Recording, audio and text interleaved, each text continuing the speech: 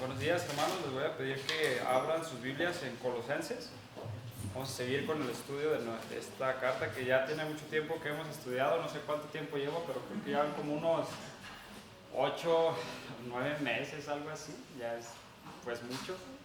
Entonces les voy a pedir que abran sus Biblias en Colosenses capítulo 4. Colosenses capítulo 4, versículo 3 al 6. Entonces le voy a dar lectura. Dice así la palabra de Dios. Colosenses capítulo 4, versículo 3 al 6. Dice: orando también al mismo tiempo por nosotros, para que el Señor nos abra puerta para la palabra, a fin de dar a conocer el misterio de Cristo, por el cual también estoy preso, para que lo manifieste como debo hablar. Andad sabiamente para con los de afuera, redimiendo el tiempo. Sea vuestra palabra siempre con gracia, sazonada con sal, para que sepáis cómo debéis responder a cada uno. Entonces, eso es lo que vamos a ver hoy. Y hemos estado hablando de los deberes del nuevo hombre. Hemos visto que Pablo le dice a los creyentes: quítense estas vestiduras viejas y pónganse estas vestiduras nuevas, porque Dios nos ha dado una nueva vida en Cristo. Entonces debemos despojarnos de todo eso y debemos conducirnos de una manera diferente en nuestra nueva vida. Hemos visto que el nuevo hombre edifica su hogar. Vimos la responsabilidad de los de los esposos, tanto del esposo como de la esposa. También vimos la responsabilidad de los hijos. Vimos la responsabilidad de los amos para con sus siervos, que pues son los empleados y los trabajadores. Gracias. Y hemos llegado al habla del nuevo hombre. Yo estuve viendo esto y bueno, dije: ¿por qué Pablo, después de pasar de estar hablando de estos temas, ahora pasa a este tema? Como que se me hizo muy así rápido que cambió de tema. Pero conforme le fui también leyendo, entonces se va explicando. Ahorita lo vamos a ver. Entonces, en el mensaje pasado vimos 3 exhortaciones en cuanto a la oración con Dios, que es un tipo de habla con el Señor. Vimos que se le manda a perseverar. La primera fue perseverar en oración.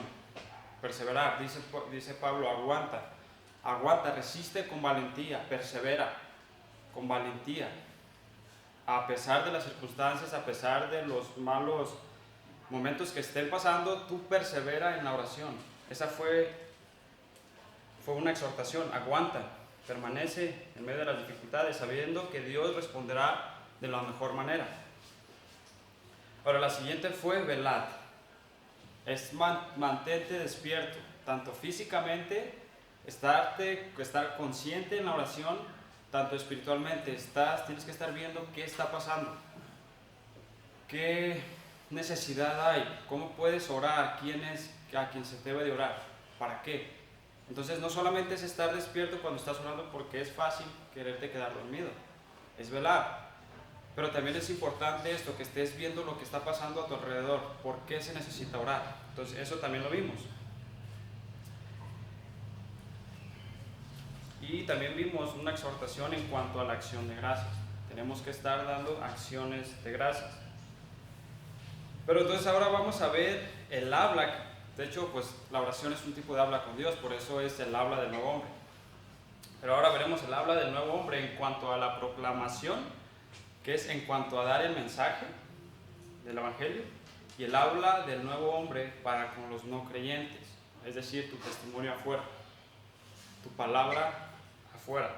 Y de hecho, creo que ahí mismo vamos a ver en Colosenses 3, 6, para resaltar las palabras que hablan del habla. Dice en el 2: perseverad en la oración, velando en ella con acción de gracias.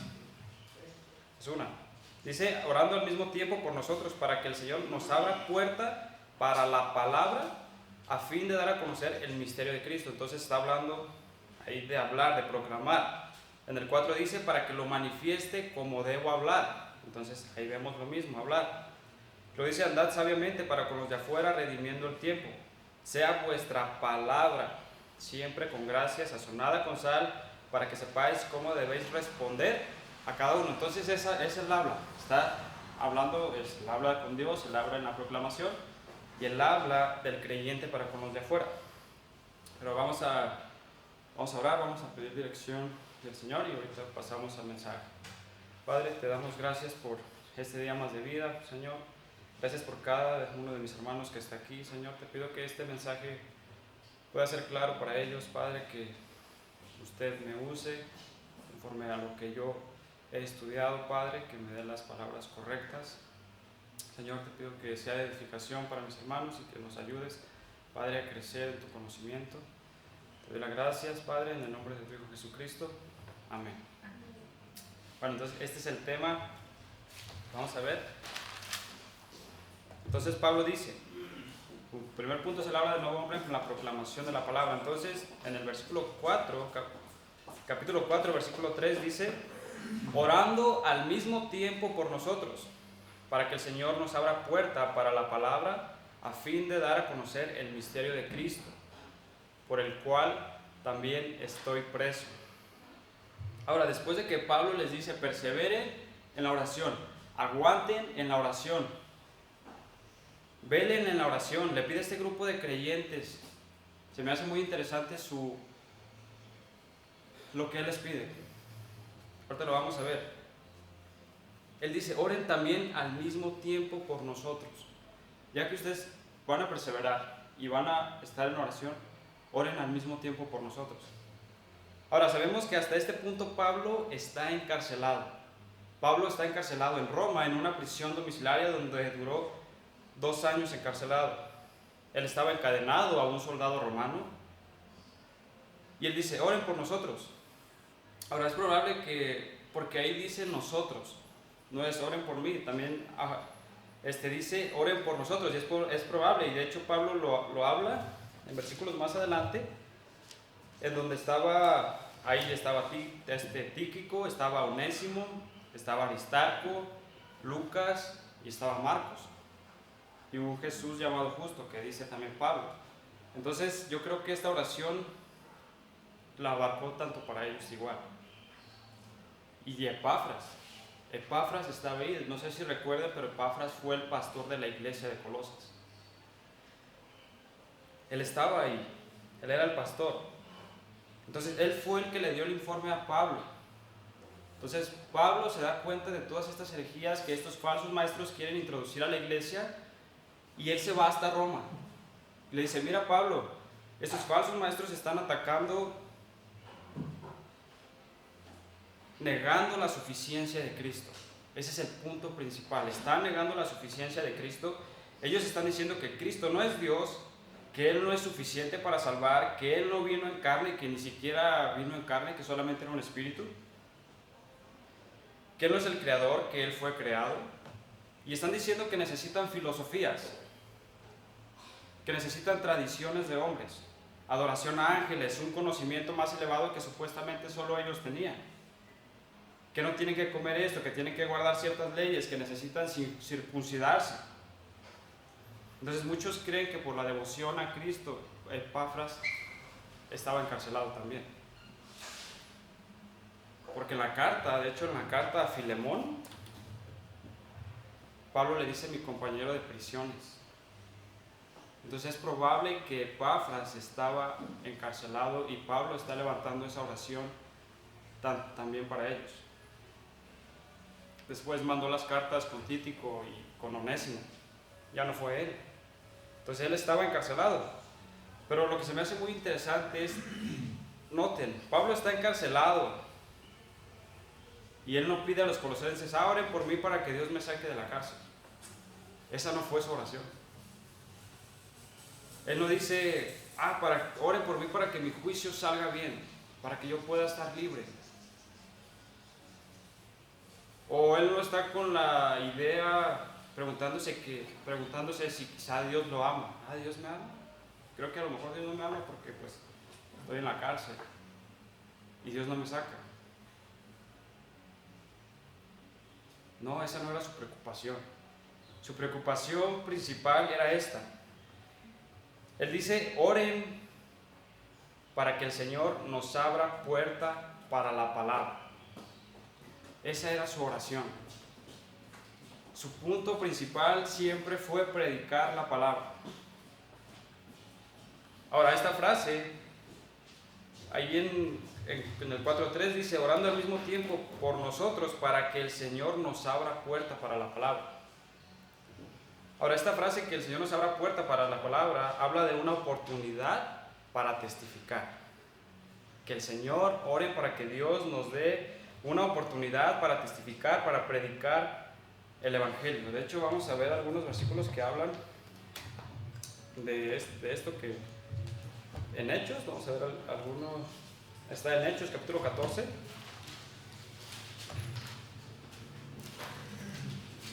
Hechos capítulo 14, versículo 27. Dice: y habiendo llegado y reunido a la iglesia, refirieron cuán grandes cosas había hecho Dios con ellos y cómo había abierto la puerta de la fe a los gentiles. Entonces ahí vemos otra vez la palabra puerta.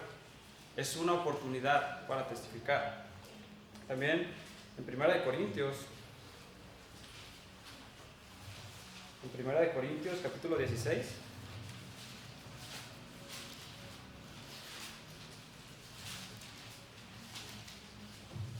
1 Corintios capítulo 16, versículo 8 y 9.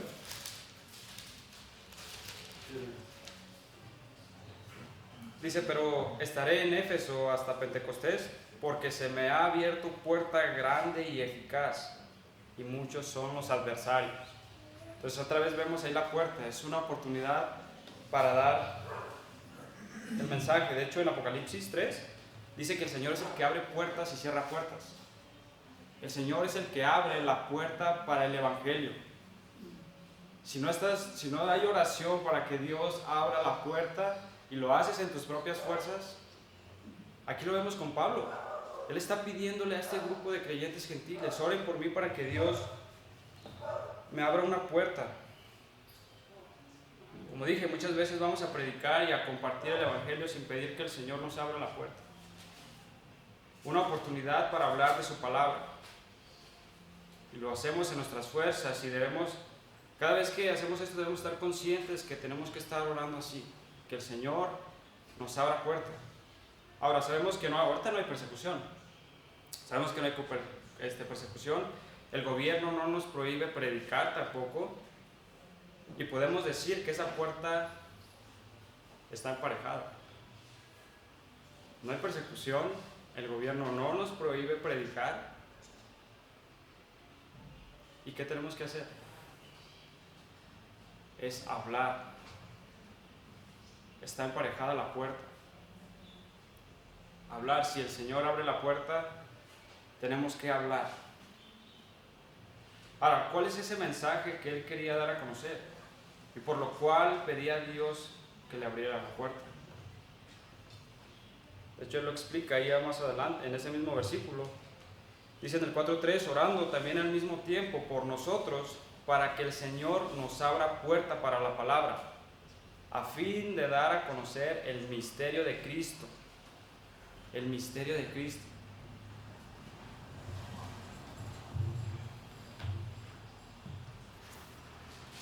Es muy interesante. De hecho, esto ya lo habíamos visto unos versículos anteriores. En mensajes pasados, esta palabra misterio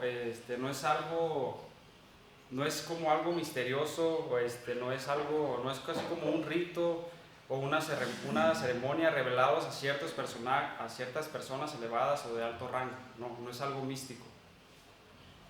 No es algo así como lo hacían en las religiones místicas, sino que simplemente se refiere a una verdad que estaba oculta o que no había sido completamente revelada en el Antiguo Testamento, pero que ahora en el Nuevo Testamento fue revelada. Eso es un misterio.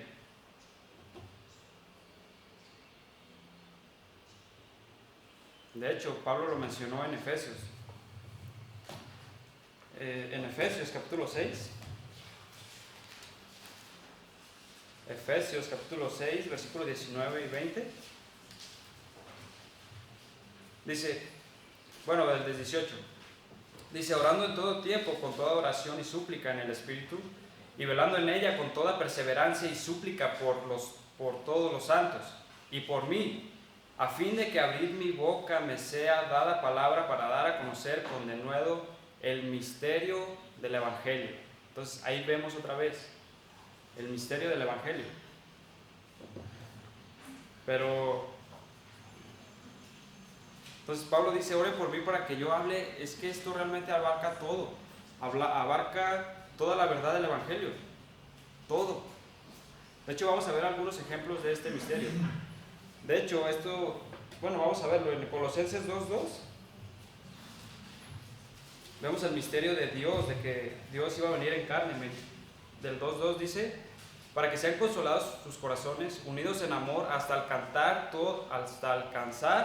todas las riquezas de pleno entendimiento, a fin de dar a conocer el misterio de Dios Cristo. Así está en el original, no dice el Padre, no, sino a fin de dar a conocer el misterio de Dios Cristo. Era un misterio, que Dios iba a venir en carne. También vimos el misterio de la unidad de judíos y gentiles, que Dios formaría de judíos y gentiles un solo cuerpo, que es la iglesia. De hecho, ese está en Efesios capítulo 3, versículo 3 al 6. Dice, y que por revelación me fue declarado el misterio, como antes lo he escrito brevemente, leyendo lo cual podéis entender cuál sea mi conocimiento en el misterio de Cristo. Misterio que en otras generaciones no se dio a conocer a los hijos de los hombres, como ahora es revelado a sus santos apóstoles y profetas por el Espíritu, que los gentiles son coherederos y miembros del mismo cuerpo y copartícipes de la promesa en Cristo Jesús por medio del Evangelio. Entonces ahí vemos la misma palabra, misterio, pero esto no estaba revelado en el Antiguo Testamento. También vamos ahí a 1 de Corintios. En 1 de Corintios capítulo 15, versículo 51. Este es el misterio del arrebatamiento de la iglesia. Dice, aquí os digo un misterio. No todos dormiremos, pero todos seremos transformados. En un momento, en un abrir y cerrar de ojos, a la final trompeta, porque se tocará la trompeta y los muertos serán resucitados incorruptibles y nosotros seremos transformados. Entonces, ahí vemos otra vez la palabra misterio. Era un misterio el arrebatamiento. Y por último, el misterio de que Dios habitaría en nosotros, que ese está en Colosenses capítulo 1, versículo 27. Dice, a quienes Dios quiso dar a conocer las riquezas de la gloria de este misterio entre los gentiles, que es Cristo en vosotros, la esperanza de gloria. Entonces otra vez ahí vemos la palabra misterio. Simplemente significa una verdad que no había sido revelada en el Antiguo Testamento, pero que ahora en el Nuevo Testamento es revelada. Entonces Pablo dice, oren por mí para que yo hable toda la verdad, porque realmente si explicas esto, estás abarcando todo. Estás abarcando toda la verdad del Evangelio. Y Pablo dice, por el cual estoy preso. Él dice, sí, por esta causa estoy preso. De hecho, lo acusaron de haber llevado al templo a gentiles. Y desde ahí lo agarraron. Pero Pablo sabía muy bien que Dios era soberano. Él sabía que Dios era soberano y que si era su voluntad, Dios podía sacarlo. Dios lo hizo con Pedro. Cuando los creyentes estaban orando, Dios mandó a un ángel para que sacara a Pedro. Pablo sabía que Dios era soberano y pero que era su voluntad, la de Dios, que él estuviera ahí. De hecho, Dios ya se lo había dicho a Ananías. En Hechos capítulo 9,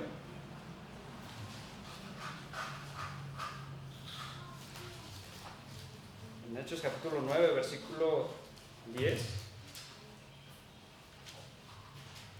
Vamos a leer hasta el 16. Dice: había entonces en Damasco un discípulo llamado Ananías, a quien el Señor dijo en visión: Ananías, y él respondió: heme aquí, Señor. Y el Señor le dijo: levántate y ve a la calle que se llama Derecha y busca en casa de Judas a uno llamado Saulo de Tarso, porque aquí él ora y ha visto en visión a un varón llamado Ananías que entra y le pone las manos encima para que recobre la vista.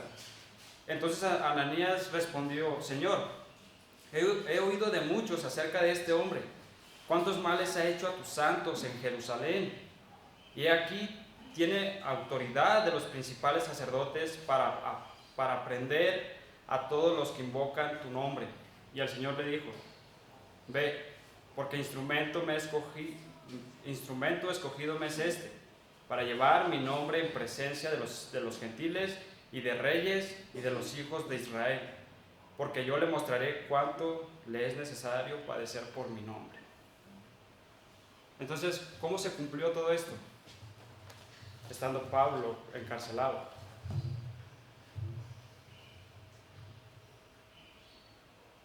Entonces el encarcelamiento de Pablo no significó el fin de su ministerio. Él sabía que era la voluntad de Dios que él estaba ahí. Y de hecho fue durante ese periodo de tiempo que él escribió las epístolas de prisión. Fue en ese tiempo que él escribió Colosenses, Efesios, Filemón y Filipenses. Fue en ese tiempo de su encarcelamiento.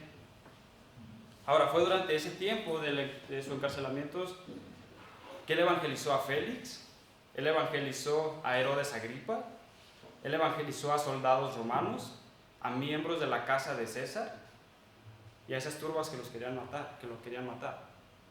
Entonces, ¿qué vemos? Su encarcelamiento no era el fin de su ministerio. Y dice: sí, yo estoy preso por causa de este evangelio. De hecho, él evangelizó a todos los que iban a esa prisión domiciliaria por 2 años en la cual estaba preso. Dice que él recibía a todos los que iban y les testificaba, les predicaba. Entonces vemos que para Pablo no había circunstancias malas. Que estuviera preso no era malo para él, simplemente eran oportunidades únicas que él iba a aprovechar, y aún estando encarcelado. Entonces él está pidiendo a estos creyentes que oren para que Dios le abra puerta para hablar del evangelio. Pero ahora noten lo que dice más adelante, en el 4:4. Dice: además de que una vez sea abierta la puerta para el evangelio, lo manifieste como debo hablar. Wow, y vean quién era Pablo. ¿Quién fue Pablo? Aquí les está pidiendo: pídanme a Dios para que cuando se me abra la puerta y haya la oportunidad, yo lo manifieste como debo hablar. Yo lo hable de la manera correcta. Quizás no hubo otro hombre tan asombroso en la predicación aparte del Señor como Pablo. Simplemente vean quién era Pablo.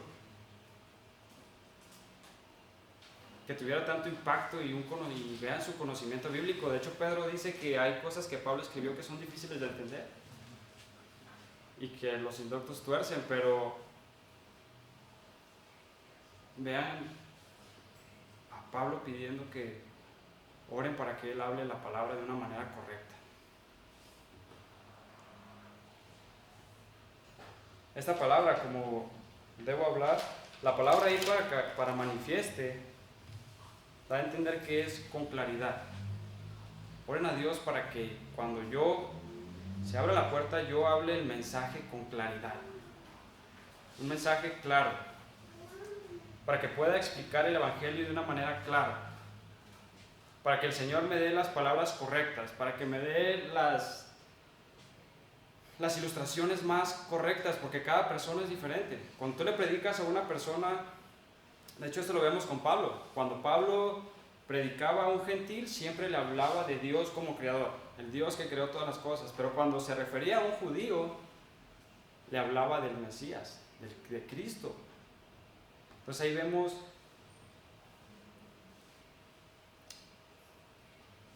que una de las que aquí, Pablo pide que Oren por él para que hable con claridad. Y también esto pasa en el púlpito, ¿no? En el púlpito. Tenemos que entender que hay palabras difíciles para nosotros y también para la audiencia. A veces que estamos nosotros estudiando y estás estudiando, no sé, estás viendo comentarios, estás viendo doctrina y ves algunas frases que son difíciles y aún los hermanos, hasta a nosotros nos cuesta trabajo entenderlas, cuanto más para los hermanos también, o para una persona que es nueva en Cristo. El mensaje debe ser con claridad, claro, porque esas palabras muchas veces los pierden, muchas veces pierden a la audiencia. Entonces debe ser con claridad. Y yo creo que Pablo también está pidiendo a Dios que Él quite el temor a los hombres, porque no es cualquier cosa predicar. Estar en el púlpito no es algo peligroso. Predicar es algo peligroso y una responsabilidad muy grande.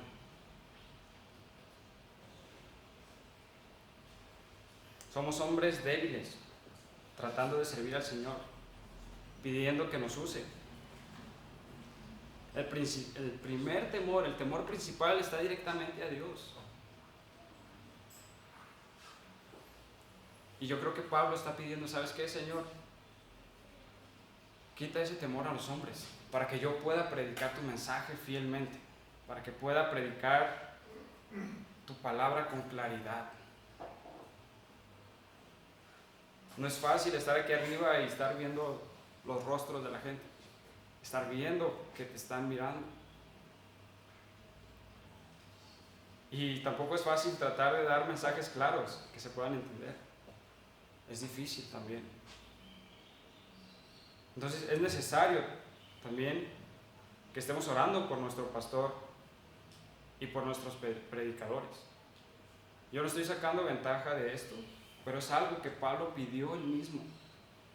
Ore para que Dios nos abra puerta y podamos predicar el Evangelio de una manera clara, con claridad, su palabra con claridad. Entonces aquí vemos el habla del nuevo hombre en cuanto a la proclamación del Evangelio. Y ahora vemos la conducta y la manera de hablar del creyente fuera de la iglesia. Vean los siguientes versículos.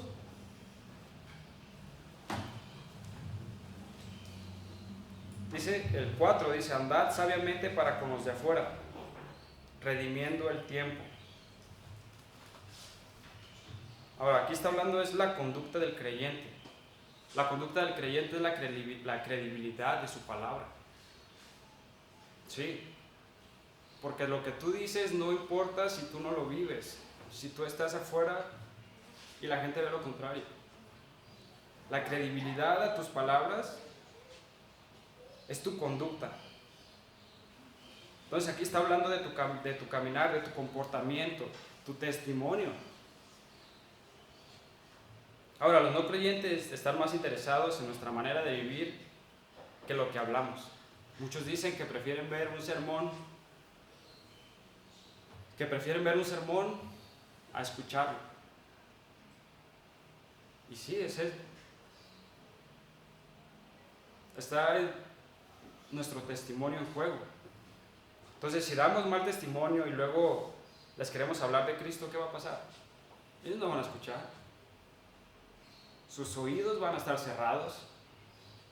¿Cómo tú, si ve cómo vives? ¿Tú quieres venir a hablarme a mí de Cristo? No. Por eso Pablo dice, andar de una manera sabia para con ellos. Debes de cuidar tu hablar, tus decisiones, las circunstancias, cómo te conduces. Y de hecho Pablo dice que todos los tesoros del conocimiento y de la sabiduría están en Cristo. Si tú quieres aprender sabiduría y aprender a conducirte sabiamente, entonces ¿qué debes de hacer? Estudiar. Ve la vida de Cristo, cómo Él se dirigió para con las personas. Los tesoros están ahí, la sabiduría está ahí. De hecho, Santiago dice, si alguien tiene falta de sabiduría, pídala a Dios. Entonces, es muy importante la conducta, el testimonio. Andad sabiamente para con los de afuera. Aquí dice, los de afuera, pues son los no creyentes, son los no salvos. También dice Pablo, ahí en ese mismo versículo, redimiendo el tiempo. Redimiendo el tiempo. Es comprando oportunidades. Redimir es comprar. Entonces, aquí el tiempo no es cronos, tiempo de reloj, sino que es kairos. Tiempos, oportunidades. Redime las oportunidades. Compra esas oportunidades. Compra esas oportunidades para hablar del Evangelio, de dar testimonio del Señor afuera. Ahora tenemos que entender esto. La vida está pasando. Todos vamos a morir. La gente allá afuera va a morir. Y un día Cristo va a venir. Todo esto se va a terminar. Y Cristo va a juzgar. La vida está pasando. La Biblia dice que es como una neblina que aparece por un poco de tiempo y después se desvanece. Y Pablo dice aquí, rediman el tiempo. Compren oportunidades para hablar del Evangelio. Y si no estamos aprovechando las oportunidades, ¿cuándo vamos a evangelizar? Yo les pregunto, ¿cuándo vamos a poner en práctica los dones que Dios nos dio? ¿O tienes miedo y los estás aguardando, como dicen más adelante, en otra porción? ¿Qué vas a hacer con tus dones? Un día vas a morir.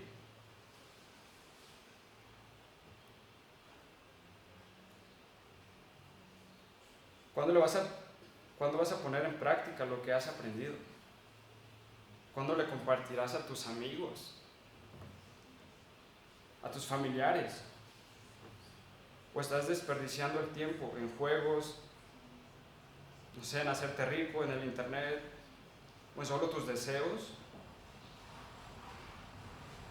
Dice, redime el tiempo, esto se va a terminar. Tienes que tener y ver una oportunidad. Cuando veas una oportunidad para hablar de Cristo,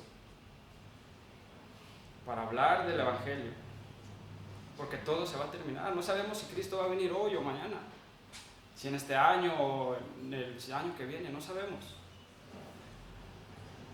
Pero tampoco sabemos qué día vamos a morir. Y debemos de redimir el tiempo. De hecho, vi esto que Pablo hizo.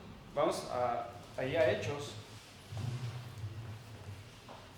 En Hechos capítulo 26.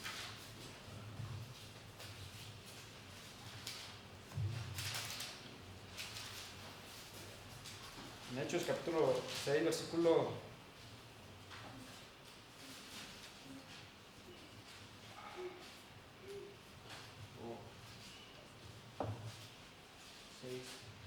32.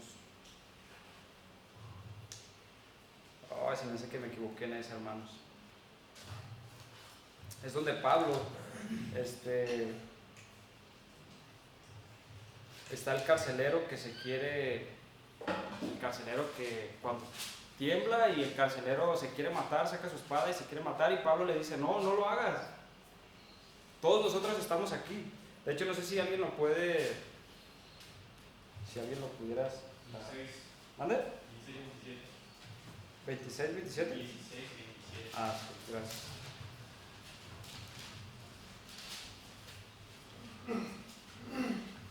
Dice,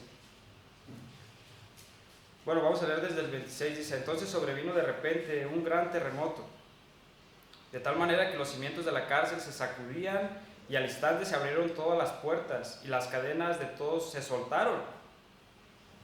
Pero también vean el 25. Dice, pero a medianoche orando Pablo y Silas cantaban himnos a Dios y los presos los escuchaban. ¿Ellos qué estaban haciendo? Estaban orando y estaban alabando a Dios. Entonces pasa esto, terremoto, dice el 27, y despertando el carcelero y viendo abiertas las puertas de la cárcel, sacó la espada y se quiso matar. Sí, porque si alguien se iba, él lo iban a matar. Si alguien se escapaba, lo iban a matar. Dice que se iba a matar pensando que los presos habían huido. Mas Pablo clamó a gran voz diciendo, no te hagas ningún mal, pues todos estamos aquí. Él entonces, pidiendo luz, se precipitó adentro y temblando se postró a los pies de Pablo y de Silas. Y sacándolos, les dijo, señores, ¿qué debo hacer para ser salvo? Ellos le dijeron, cree en el Señor Jesucristo y serás salvo tú y tu casa. Entonces, ¿qué vemos? El carcelero ya tenía arrepentimiento, él ya estaba arrepentido. Dios ya le había dado la convicción de pecado. Él lo único que necesitaba era creer. Y Pablo ve esa oportunidad, viendo que él se quería matar y le dice, no lo hagas. Pablo vio esa oportunidad y lo hizo. Ahí podemos ver esa parte de redime el tiempo. Entonces aquí vemos la conducta del nuevo hombre, cómo se debe conducir, andar sabiamente para con los de afuera y redimiendo el tiempo. En el siguiente versículo vemos la manera de hablar para con los de afuera. Vean Colosenses 4:6. Sea vuestra palabra siempre con gracia, sazonada con sal, para que sepáis cómo debéis responder a cada uno. Ahora, aquí no está hablando de la predicación, no está hablando de cuando predicas, sino de tu manera de hablar afuera de la iglesia. Afuera de la iglesia. ¿Cómo son sus palabras? Dice Pablo, debe ser con gracia. Palabras de bendición, palabras amables, que edifiquen, palabras sanas, santas, palabras con gracia. O son palabras corrompidas, groserías, chismes, palabras de doble sentido. Decía MacArthur, recuerda que tu lengua está en un lugar húmedo y puede resbalar fácilmente. Se me hizo muy interesante porque es verdad. No es coincidencia que Dios haya puesto la lengua dentro de la boca, encerrada.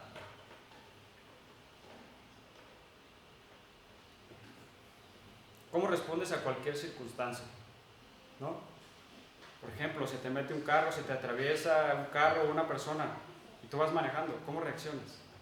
¿Son tus palabras con gracia? O si se metió alguien en la fila de la tienda o hasta en la fila de las tortillas, ¿cómo vas y le dices? ¿Vas y le hablas fuerte y lo quitas? ¿O cómo son tus palabras? ¿Son con gracia? ¿Amables? ¿Cómo son las palabras con tus amigos? ¿Con tus hijos? ¿Con tu esposa? ¿Son palabras buenas? Porque ellos están escuchando todo lo que estamos diciendo. Ellos ven todo, ellos ven tanto nuestra conducta como ven lo que decimos. Entonces hay formas de decir las cosas. ¿Tienes tacto? ¿Hablas con gentileza lo que es considerado, lo amoroso o lo amargado y cortante? Y con sean creyentes o no creyentes. Entonces, el habla del cristiano debe ser con gracia. Una conversación agradable, amable. De hecho, vamos a ver un versículo en Efesios.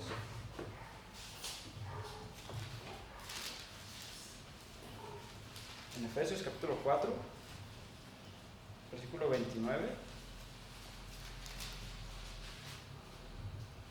Dice, ninguna palabra corrompida salga de vuestra boca, sino la que sea buena para la necesaria edificación a fin de dar gracia a los oyentes. Ahí lo vemos también. Y de hecho, no sé si recuerdan, pero Pablo dijo que es una de las cosas que debemos hacer morir. Ahí en Colosenses 3:8, después de que él acaba de decir que hagamos morir en vosotros fornicación, impureza, pasiones desordenadas, malos deseos, avaricia, que es idolatría. Luego pasa y dice en el 8, pero ahora dejad también vosotros todas estas cosas: ira, enojo, malicia. Empiezas a maliciar, empiezas a ver cómo te vengas de la gente. Blasfemia, empiezas a decir groserías de ellos. Y pues ya palabras deshonestas. Vas más allá todavía. Entonces, dice Pablo, sean vuestras palabras siempre con gracia. Y algo que se me hizo muy interesante es que dice sazonada con sal. Sazonada con sal.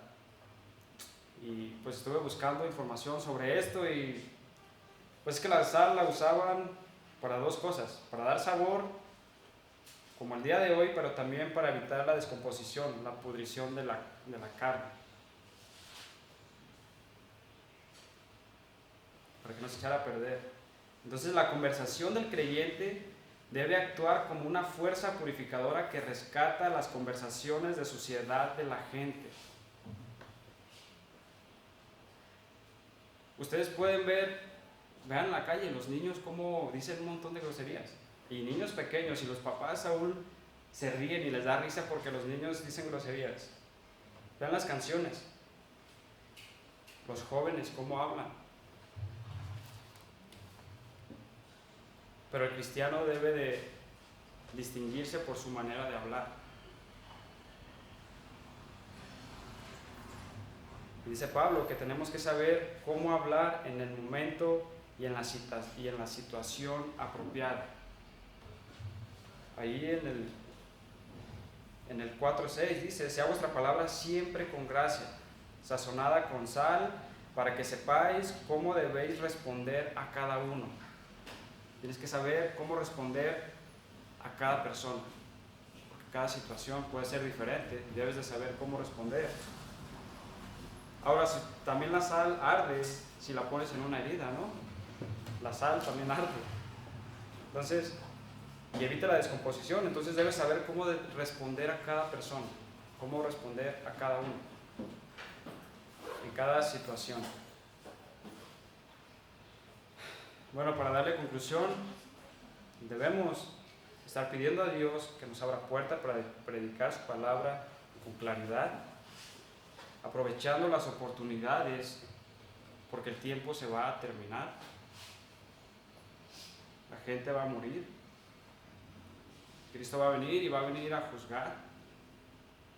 Vivir de una manera limpia para con los de afuera, al igual que nuestras palabras, el testimonio, tanto las acciones como las palabras, sabiendo que nuestro testimonio está en juego y el nombre de Dios puede ser blasfemado.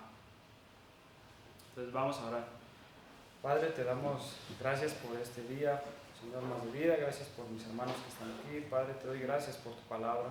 Te pido, Señor, que nos ayudes, Padre, a hacer el buen testimonio tanto afuera como dentro de la iglesia, Señor.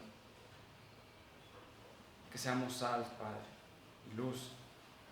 Pido que nos guíes, Señor, y nos ayudes a poner en práctica todo esto que hemos escuchado y aprendido, Señor. Te lo pido en el nombre de Cristo. Amén.